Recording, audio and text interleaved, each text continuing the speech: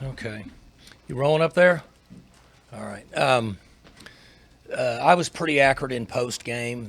We were average up front blocking on offense. We at times blocked pretty good in the running game, but didn't protect very well, which was obvious. And when we do that, it's hard for us to move the football and be effective. And so we got to improve in that area. Um, Taylor actually played pretty good. He missed a couple throws, but essentially he's running for his life from day one and didn't have a chance. Um, more missed assignments at times, a little bit of technique. Guys getting their head down in protection instead of staying tall and punching and covering guys up. So the good news is in that area we can fix most of that. Might get 51 back this week, not sure. Just depends on how he practices and how he can do with his weight on his leg. So we'll see where he's at. Special teams wise, we were actually much better, except in our ability to handle a punt, a snap, I should say. At that time, I'm not sure what the answer is to that. At some point, guys, just have to make plays. If snap's good, you got to grab the ball and punt it. And then our punts weren't very good. There was 3-line drive punts that made me very nervous when I watched it from a return standpoint. Our guys did a great job of covering. Our return game was better, so we were actually improved in special teams in that game. You didn't see it because of the safety and a couple punts that were average. So I was encouraged by that.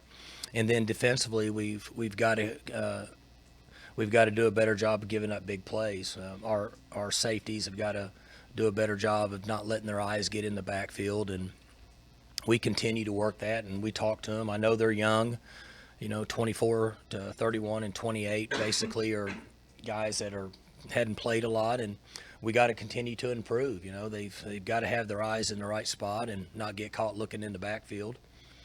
And some of what Iowa State did in the read zone, to be real honest with you, we didn't practice a lot of read zone. And we tried to play catch up during the game. We did make some adjustments and got a little better at it, but that's not something we were anticipating going into the game. So that's the facts of it. Essentially, they either hand the ball off or they were throwing it up to the point that they got into our game. So that was a nice job on their part. And moving forward, we just got to keep rolling, keep working. I think the most important thing for us is try to correct the mistakes we have before we even get into Kansas State. We worked on some of that last night. But guys were in a good frame of mind. We had good practice last night. And so same old, get them ready, get ready to go up and play in Manhattan. Looking at this Kansas State team, what are some of the things that stand out to you about it? Well, first off is they're better than what people think. They've lost to 6-9 and 24. So 3 of their losses are to top 25 teams. 2 of them are to top 10 teams. I'm not trying to justify anything, but you get a rap by having a losing record early in the year. I'm going to guess, played one of the most difficult schedules anybody in this conference up to this point. Defensively, very similar to what they've done. I don't think they've changed since I first saw them in the late 80s. Same concepts up front, same philosophy in the back end. They do what they believe in. They're good at it. Offensively, they played better in the last game, much better than they have. But again, they played some good defenses. Texas is athletic on defense. West Virginia's athletic on defense. Mississippi State's athletic on defense. So at times it's not real easy to move the ball and score points. Special teams wise, very similar to what you've seen in the past. Mike, did you feel like this was actually one of Taylor's better games in terms of throwing the ball downfield? It seemed like he was more accurate. You know what, Mark? He played good. Everybody says, we saw him do this at times, but I've come in here every week, and I've given you my honest opinion. I've given it to you after the game. The first few games of the year, I told you I thought he was very average. He's gotten better every game. It's extremely difficult to play the position he plays when you get sacked 7 times and you're running for your life another 16 times. You don't set your feet. Your eyes get violated. You don't do a good job of seeing downfield. It's just natural for a quarterback to not want to progress as he should when there's pressure on him. So he played a good game, but I don't think he had the capability of playing a really good game because he was on the run the entire game. So I would have liked for him to carry the ball a little more, but some of that was not set up that way based on what Iowa State did. We hit them on it early, and then they started folding guys over the top, which keeps him from keeping the ball. I mean, it's pretty much common knowledge. So he played good. But would he have liked to have had like 3 throws back? Sure he would. Again, that's pretty common across the country. You and kind of everybody around the program was pretty excited about this offensive line this year and what it might be able to do. What do you feel like you saw in August that maybe just hasn't shown itself on the field? Well, I would say now, if I was a gambling man and I was to bet on it, then I would have probably lost my money at this point by where we're at. We played some musical chairs early based on trying to get the guys in the right spot. We settled in a little bit. We lost 51, so we started going to the musical chairs again. And then in the last game, it was really more technique and fundamentals. So, I was hoping, 1st of October, that I hoped that they would, I thought they really could be as good a group. Those 6 or 8 guys is what we've had. It's not an effort problem. Last week was just some technique. And it's still there. We're just not there yet, So maybe I need to do a better job of not making predictions. But we'll work hard at it this week. Mike, how are you addressing the Big 12 home losses with your team? Well, they're the same everywhere. People bring that up. So it got brought up this morning on one of my radio shows. The other team played better. I mean, I don't know. It can play here, it can play there, play in a neutral site. I think at times, what's that? Isn't that a concern to you? Well, concern is some of the issues that we've got defending the deep ball and not being good up front in protection, much more than where we play. And that's not to disregard the question, but I don't know. I mean, I don't know that anybody says we don't need to play as hard because we're playing at home. My goal in this game was to start fast, and we did. Then we dropped a punt, and then everything just kind of leveled out from that point. Then we did a good job putting ourselves in good position. If 2 catches the ball in the fourth quarter with 4 minutes left, he's going to run in the end zone. We're up by 2 or 3 points, and now the pressure's on them. We didn't make the catch. Good player, good kid, just didn't make the catch. So I don't have an explanation for that. Mike, you're playing better teams clearly since the 3-0 start. I get that. The conference is a grind. But what's changed about you guys since the end of the Boise game, if anything, that you've noticed? What's different since week 3? I think really what I said. I think we've got to do a better job of defending the deep ball. And whenever we cover guys up in the run game and protection-wise, we're a pretty good team. But when you fail, when you get sacked 7 times, I think is what we got, and you get pressured 14 times, you're going to have a hard time being successful on offense. Now, the defense we played is pretty good, and we had 42 points. Or you can say you had 35 legitimate points if you count the end of the game as just them playing off and whatever. So as I look at it, in my position, I say, I don't know, I could go back and look. Iowa had 12 points on them. TCU had 10 points on them. What did OU have, 38, 34, something like that? And they played somebody else. I don't know who else they played. One other team was a smaller school, I think, Akron. And so we had 35 points, or 42 if you count the deep ball at the end. So I look at it as if we cover guys up and protect a little better, you might have scored 50 points. So just let's get better and be more fundamentally sound offensively. And defensively, we can't give up big plays. You've got to try to defend the deep ball much better. Our guys are getting violated with their eyes, or getting caught looking in the backfield, and they're getting run by. And we have to do as much as we can, whether it's not be so multiple on defense, like tighten it down, and then just continue to work it on Tuesday and Wednesday best we can. Even coming out of Boise, I got the sense that you figured the O-line was going to be, blocking was still going to be, well, we're going to have to work around that somehow. Well, they didn't do anything for me at that point that made me think they were really good. Right. But Yeah. I'm wondering if something else has cropped up since then that has either surprised you or disappointed you. Like, I didn't expect to have to fix that along with the blocking. Are you talking about offensive line play? Just forget the offensive line for a second, which I got the sense even when you were 3-0, that was still sort of an issue. I just thought they were average at that point. Yeah. I'm just saying, is there something else that has cropped up since then? Another part of your team, another facet of your players' game. We're that's young. concerning to We're you? young in the safety position, and it's a difficult spot to be young at. And that's really showing itself. Well, yeah. I mean, you're watching the same games I am, and there's no reason to stand up here and say anything else. And so those guys have to be really, really disciplined. And Tabo didn't get a lot of work last year, and then you have 2 true freshmen, and everybody knows it's not a secret. They've got to be really disciplined and structured in their eyes, and they get caught looking around at times. I mean, it doesn't surprise me, but I wish we had answers for it, meaning more mature players at that position where these guys wouldn't be playing. That would help, but that's not going to happen. So that would be the answer I would give you up to this point. We've improved on special teams in the areas that I wanted to. A punter needs to catch the ball and punt it, and he needs to be better when he's punting the ball. That's no secret. He's a veteran guy. I mean, I've had that discussion with him yesterday. If he's sitting here now, I'll do it again. At some point, if you're a veteran guy, you have to make plays. And then at some point as coaches, when you're dealing with some of the situations we are, you have to try to work with the players and make it all work, all in 2 days each week. Mike, a couple of things in the secondary. You weren't sure how well Malcolm played, Rodriguez, coming out of the game, but looking back at it, I mean, he may have been a little inconsistent, but he made a couple of key tackles I wasn't aware he made during the game. He should be better this week. Malcolm's playing with a lot of pain, and so he's not at a level to where he can consistently get really, really quality reps there.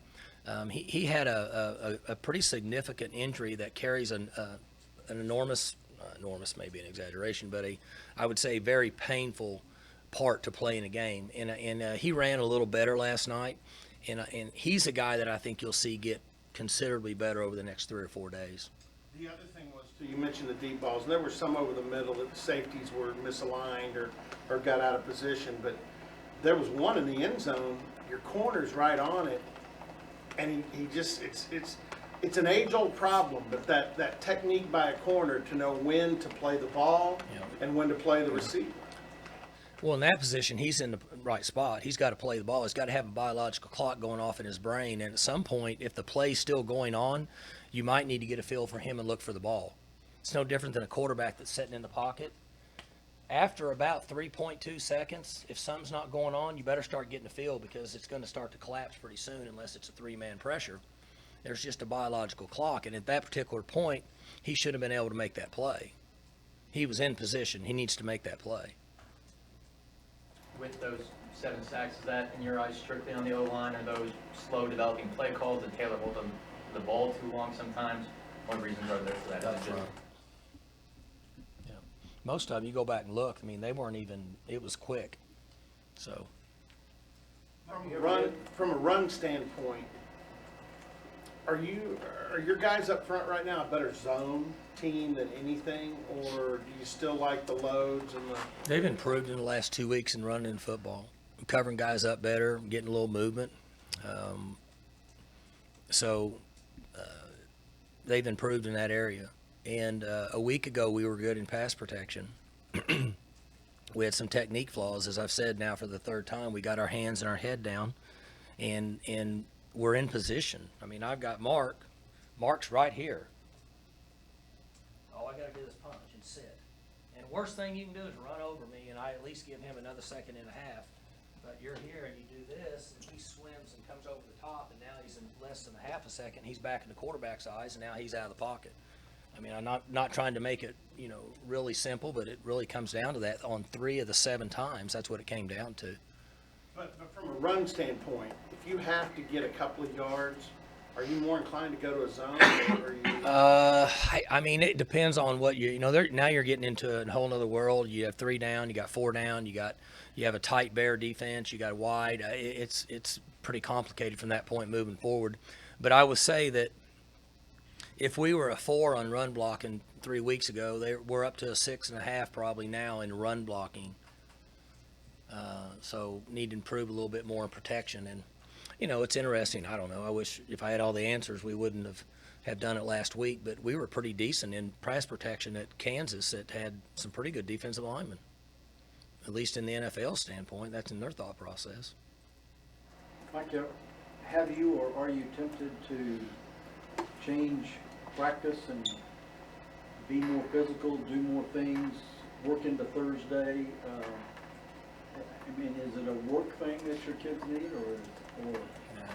I think we're pretty good on what we do. I don't know that we all need to hit the panic button. I'll say this again. No, but that's kind of what you do when you start to change a lot. We get a certain number of hours and different things, and I hate to keep repeating myself, but maybe some other teams will score 45 or 50 on Iowa State from here on out. I'm gonna say probably not. So I mean, we just need to clean up a little bit of protection stuff, and then defensively, got to quit getting our eyes violated. I keep saying that every week, and everybody's going to say, well, why don't you do something about it? Trust me, we're trying. But it is the most difficult part of these style of defenses versus spread offenses. That's why everybody in this league does what they do, because you get guys violated with their eyes. That's why you see the quarterbacks doing this, and doing this. And you see fly motion, and you do that, and then you throw it. You're just violating eyes and guys that have a run responsibility and a pass responsibility. And you have to be extremely, extremely locked in on what you're supposed to. And with us right now, we got young guys that are getting their eyes in the wrong spot. You talked last week or 2 weeks ago about how hard it is to get guys ready to play when they're redshirting because you only have a couple practices a week. How hard is it to get better at that at this point in the year? It's what I said. I wish we had a spring ball. We need some guys that need spring ball, but we don't. We knew that going in, and we're trying to do what we can. And so everybody's aware of the issues. We're trying to come up with solutions that can move as quick as possible and get them implemented because you don't get spring ball. And we try to get guys more reps and grow up. I mean, they threw the ball down here in the corner of the end zone that they caught down here, and we're in two-man. Safeties has got a free run. Just got to go break on the ball. Should have been an interception. He's 30 freshman, true freshman, and he got caught and froze for a second, and that's what happened. He came off the field. He knew it. I said, "You're in two-man." He said, "I know. I should have got more depth. Should have been over the top." But unfortunately, it just happened 25 seconds ago. But that's when we're in two-man. This safety doesn't have any work. He's backpedaling, staying deeper than the deepest, and as soon as the ball's in the air, he turns and runs. Trey Flowers, that's an interception. So he'll get better. He's good. We like him. We like all of them. But right now, they're just learning on the run. You're quite a bit younger than Bill Snyder, but I asked him this question this I'm morning. a lot younger than Bill Snyder. But funny thing is, He's one of my all-time favorites, but I'm not buying on that one. I'm a lot younger than him. but your tenure is actually fairly close, believe it or not. But, Years, yeah. But I asked him this question this morning. When you hit hard times, and his team's kind of in a little bit harder times, obviously it is here, but the expectations are greater for a program that's got tradition and has been achieving high. I asked him if he was happy with the response he's getting from his kids. I'm going to ask you the same. Are you happy with? Yeah, and I don't pretend to even be on the same level as him, but I can ask him in pregame and to talk and shake his hands, and he'll say, "Michael, how you doing, son?" And I'll say, "I'm doing good, Coach. How are you doing?" And he'll say, "I'm doing good, other than I wish we'd be winning a few more games." That's what he'll say. And what he means by that is he enjoys his job. He enjoys what he does. He enjoys working with his young people. He just wishes he had win a few more games. And that's what he's created there. And so it's no different than here. I mean, we all put in a week's worth, and essentially on Saturdays we're evaluated on what the final score is, and if you end up 1 point short or 30 points short, then essentially in people outside the program's eyes, then you failed that week.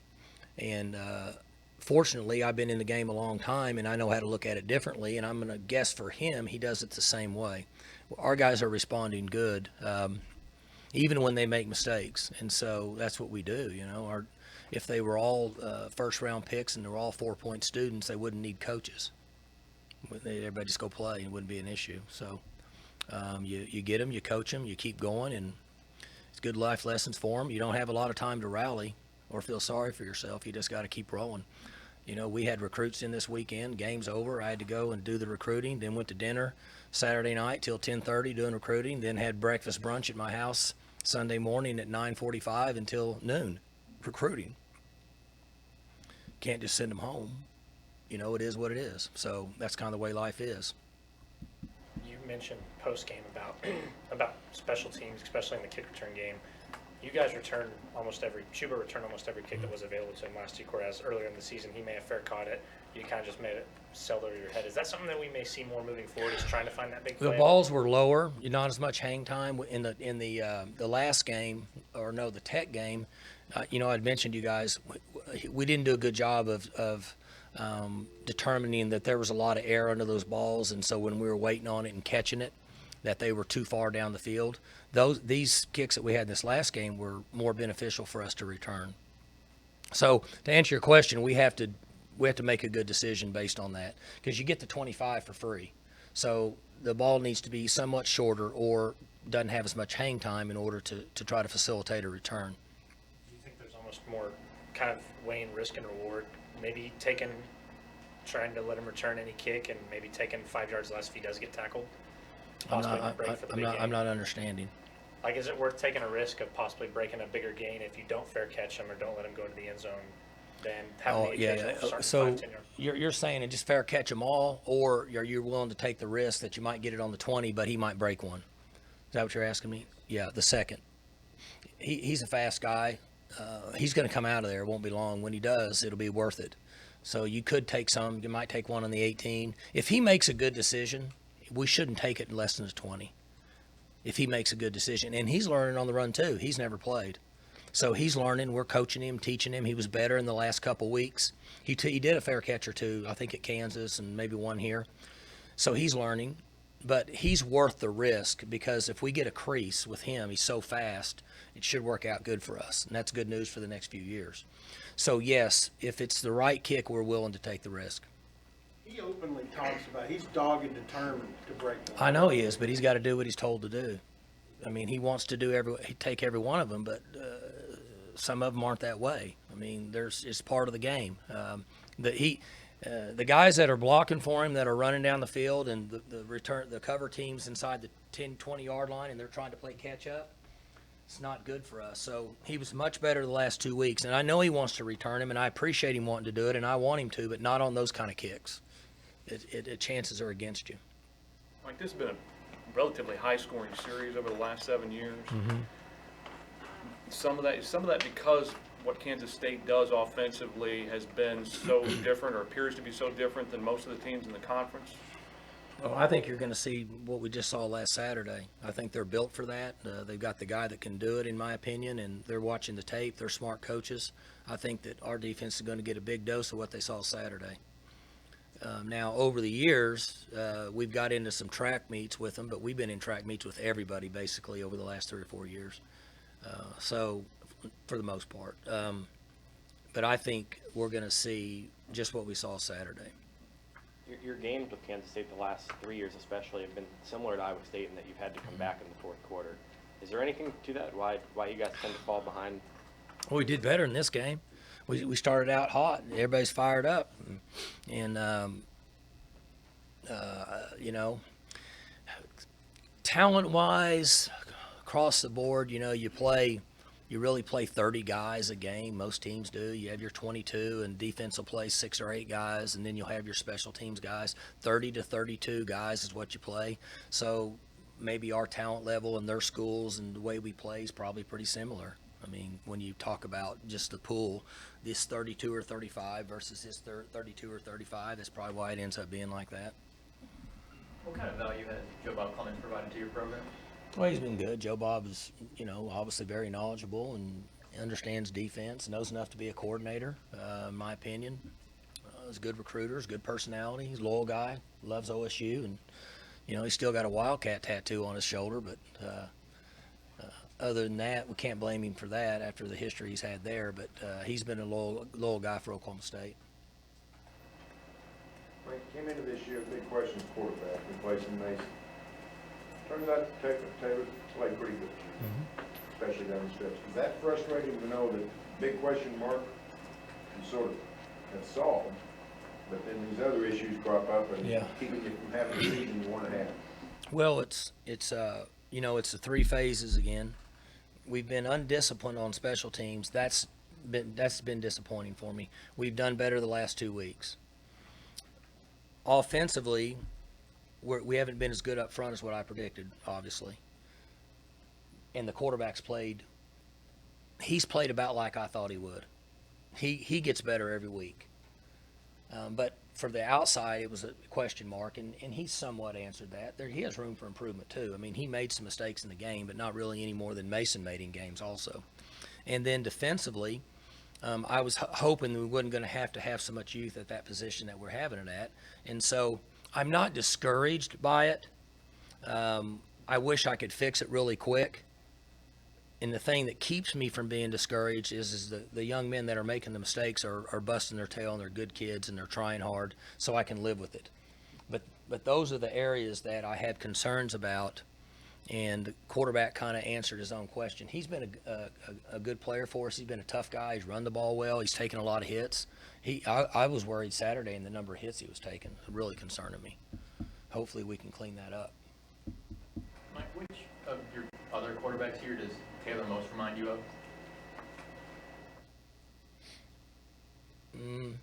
He runs like Zach Robinson when he runs, but he throws the ball really well. He throws a really pretty ball, and the ball comes out nice most of the time. So, he's a little unusual in his size and stature and his ability to run. And if he had another year, I think we'd really be bragging on him at this time next year. Just look at the history of the quarterbacks in this league, the improvement they made from year 1 to year 2. I mean, you can go back 10 years from now. And I have not seen a lot, but the guy at West Virginia must be playing really, really good now. I mean, I see his statistics, and last year was kind of his first year, right? I mean, numbers-wise, and then he got hurt. I know he got hurt, but he's now mature and must be playing really well. And you see it across the league. Kansas State's famous for it, right? Their guys hang around forever, and all of a sudden everybody wants to know how they got to be so good just through experience. So he's just kind of in his own style. When Tylen has a drop like he did in the fourth quarter, obviously a huge moment of the game, do you feel the need to say anything to him, or do you figure his teammates and Not Casey will him. pick him up? I mean, he's so hard on himself. He was at dinner. He was at the recruiting dinner with me Saturday night for you have the big 5-course, 6-course meal or whatever where you don't know which fork to use, And he stayed there the entire 2 hours and was he was a great ambassador for a university. He's a great kid. So that's going to happen. I mean, so he won't drop the next one. Next time it happens, he'll make the play. So you don't ever have to worry about guys like that.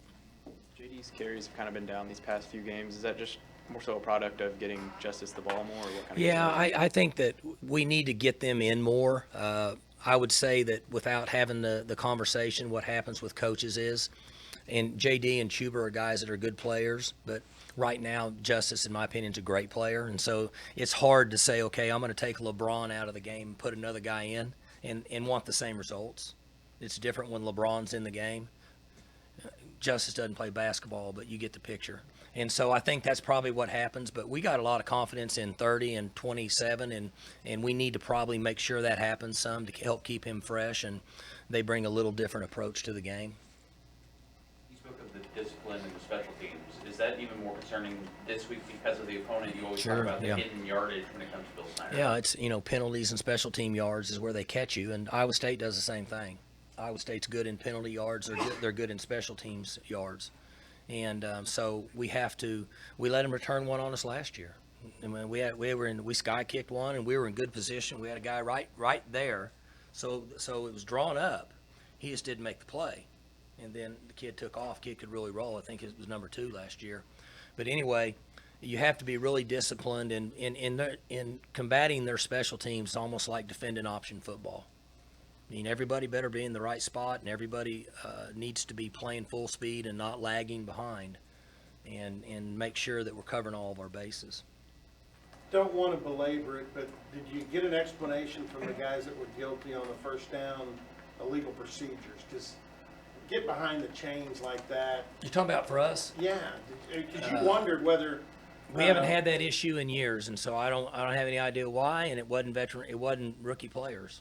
So I would say that explanation falls in the category of dropping a punt. I don't know what to tell you. We haven't changed anything we do. We're not changing cadences. It's the same. Our rhythms, every communication's the same.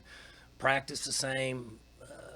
So I would say that if we would have won the game, nobody would be talking about it. But when you do, we would, because we'd address it. But most people out there would not talk about it. But if you lose the game, everybody starts talking about it. I hate to say that, but that's usually the way it is. I just know you're a big believer in not getting behind the chains, and that was. Disciplined football is very important, and there's been times this year we haven't been as disciplined as we need to be. It's like twos drop past. James has dropped some too. He's done it, And fortunately, over the years, we won the game, so nobody really talked about it. Or they said, hey, he did a great job coming back and getting ready, and 2 plays later, he caught another one. But when you lose, people see it and get identified. That's just the nature of the beast. You certainly had your share of battles with the Stoops brothers through the years, and I know your respect for Bob especially is awfully healthy. Do you have any reaction to the news about Mike? Mike's a friend, from a distance. It's a tough business. It is what it is, and I got no idea what goes on down there, but I respect him, and it's a tough time for people, and it's hard on him. I know that it'll hit him deep because I know he's a competitor. So, but this is a tough business, But I don't know what goes on down there. Cale and I don't talk about personnel. We don't talk about coaches. So even a month from now, if I asked him, he'd say, I don't know anything about that. He's not telling the truth, but he's not going to talk to me about it. So I don't have any other inside information. But hate to see it for any coach, but it's part of the business. One last thing, Mike, Dana's playing Iowa State this week. And he said earlier today, he really has no idea what to prepare for. So they got 3 quarterbacks that could play because Kemp is getting healthy. You just have to, if you're playing Iowa State again, or you just got to prepare for 3 different kinds of quarterbacks. At least 2 different styles of play. He has a little bit of advantage over us because what they did to us, was not on record. So not that it makes it any difference, but I'm going to guess that I just went blank on his name. Birdie? No, the D coordinator. Tony. Tony. Tony's gonna. I'll bet you Tony's gonna look at this game and say they're gonna play that quarterback. Or it would be the guy that's been hurt, right? So I mean, if y'all are, let's just build a scenario here. Y'all are coaching them, because the coach at Iowa State's a good coach, smart guy. You would be willing to play the guy that just played here, unless the other guy comes back and you think he gives you that much more. So I'm sure Tony is probably feeling the same way. The dude that's out, Nolan, though, he played great against you last year. He played good against OU earlier this year.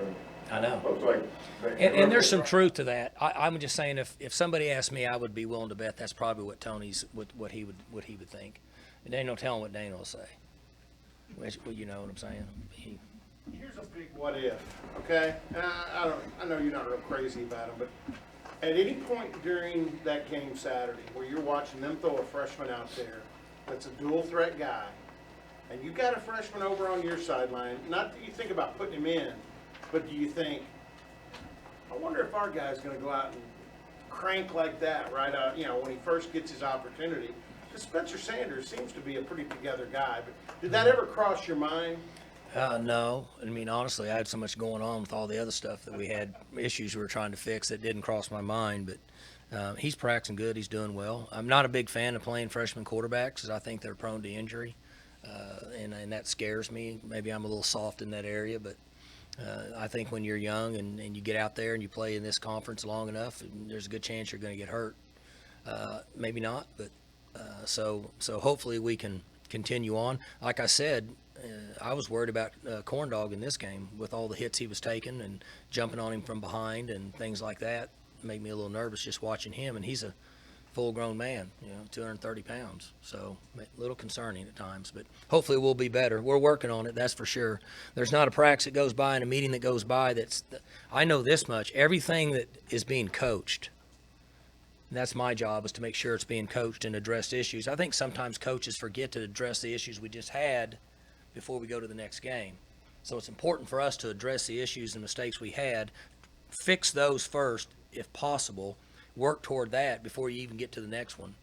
Kansas State's going to look and say, this is what they can't do. Let's see if they figure that out first before we get to the next part of the game plan, would be my guess. Would you say that barring any injury or barring any injury or anything, the ultimate plan would be to probably redshirt Spencer this year? Would that be kind of the goal? Right now, I would say yes. Good. All right.